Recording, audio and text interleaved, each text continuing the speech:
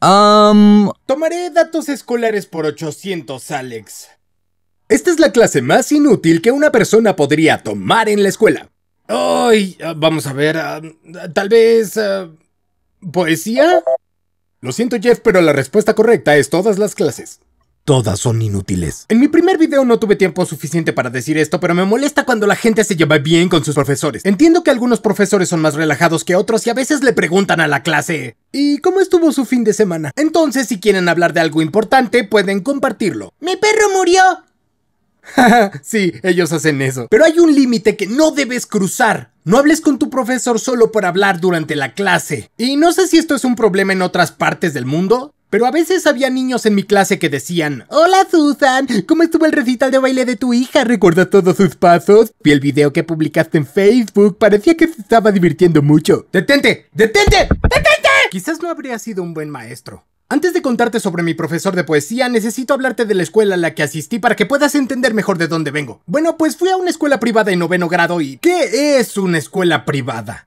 Google dice que es una escuela que prepara a los estudiantes para la universidad. Y al escuchar esa definición podrías pensar: espera, ¿no todas las escuelas hacen eso? ¿No es el trabajo de una escuela? Y podrías pensar que una escuela privada es más elegante y está hecha de mármol y que todos tienen familias adineradas.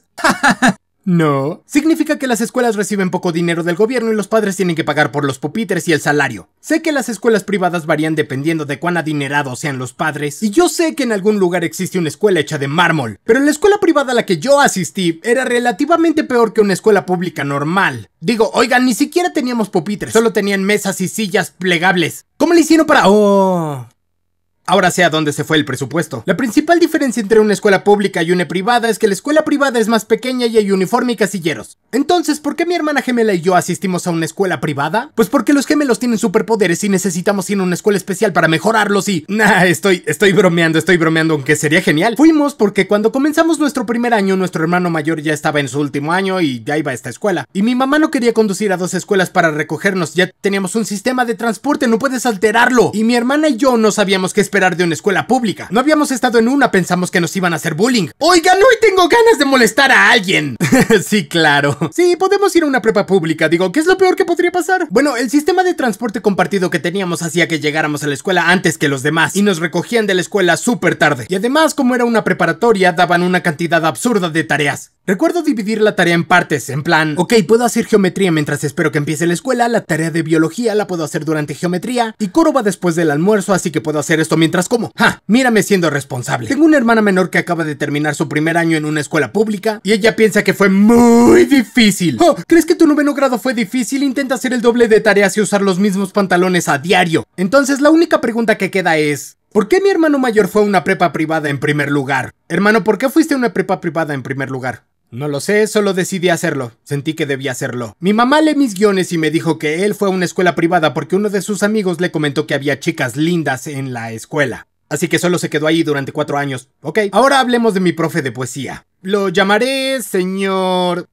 Poe, porque es un juego de palabras con poeta. Poesía ni siquiera era una clase optativa. Todos los de primer año debían tomarla. Y sorprendentemente la poesía es la segunda clase más inútil que tomaste en la escuela. Los de segundo tomaron latín. Ya sabes, ese idioma muerto que nadie habla. Así que señor Poe, no quiero juzgarlo muy duro. No sé cómo era fuera de la escuela, pero captando las vibras que recibía de él cuando tenía 14, creo que estaba deprimido. Digo, para ser justos, cualquiera que guste de la poesía probablemente tiene algo raro en la cabeza. Pero el señor Poe se veía muy triste, todo el tiempo. Y cada día comenzaba la clase diciendo: es el mejor día de todos. De hecho, si lo piensas bien, decir eso todos los días solo significa que los días van a mejorar cada vez más, lo cual es algo poético. Pero el señor Poe se engañaba a sí mismo. Además, al señor Poe le gustaban mucho las anacondas. O sea, serpientes, le gustaban las serpientes. Solía desviarse del tema hablando de serpientes. Las pitones reales, también llamadas pitones bola americanas, reciben su nombre porque se enrollan en una bola cuando se ponen nerviosas. Además, sabían que las serpientes tienen que...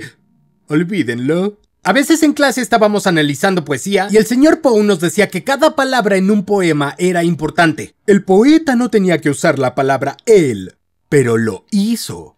¿Qué significa? A veces pasábamos días analizando un solo poema, tomando notas y discutiendo sobre lo que pensábamos que el poeta quería decir. Una vez leyendo un poema, había alguien hablando, así que había comillas al inicio de la oración, pero no había comillas al final. El poeta olvidó poner las comillas de cierre. Recuerdo notarlo y pensar: ¡ajá! ¡Una pista! Señor Poe, acabo de hacer un descubrimiento revolucionario. No hay comillas de cierre. Significa que el resto de este poema es narrado por el personaje. Y el señor Poe dijo... es un error tipográfico.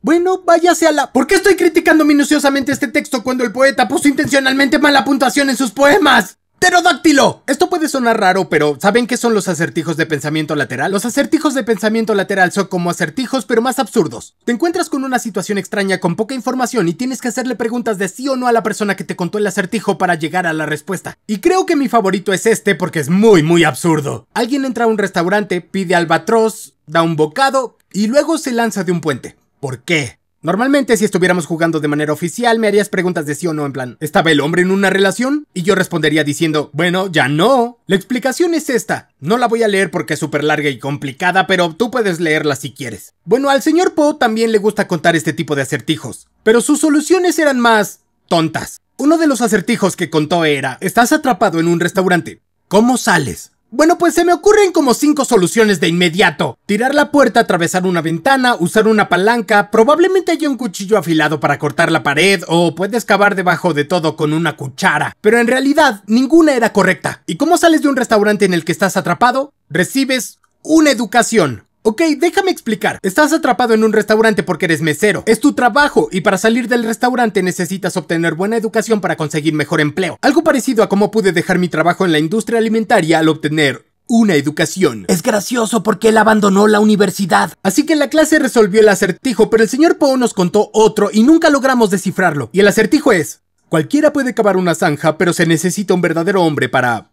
algo. Dado que la respuesta al primero fue educación, la respuesta a este podría ser lo que sea. Yo quería saber la respuesta del acertijo, así que lo googleé con la esperanza de que el señor Poe los tomara de internet y encontré esta canción. Cualquiera puede cavar un hoyo parecido a una zanja, pero se necesita un verdadero hombre para llamarlo hogar, lo cual suena bastante poético. Veamos si la canción nos da más pistas. Señor Poe, no sabía que le interesaban estas cosas, así que me gustaría darte una respuesta, pero no tengo una. Siéntete libre de adivinar cuál es la respuesta y dar tu razonamiento en los comentarios. Será divertido de leer, pero diré la respuesta que se me ocurrió y que creo que tiene más sentido. Cualquiera puede cavar una zanja, pero se necesita un verdadero hombre para... esconder el cuerpo.